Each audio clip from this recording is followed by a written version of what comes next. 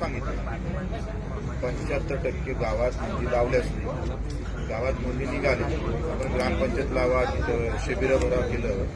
पत्रक काढल्यावर कलेक्टर काम करत नाही, एसडीओ काम करत नाही, तहसीलदार काम करत नाही. आम्हाला पाठवता. आम्ही तुम्ही एक सांगा, हे चांगलं नाही, याच्यावर कारवाई झाली पाहिजे. हे असं असेल ना, मग मी तिथं खोबाडी देऊन मारून चालेल त्या तहसीलदाराला. हे चांगलं नाही आहे. मग आम्हाला पाठवता कशाला मराले इथं?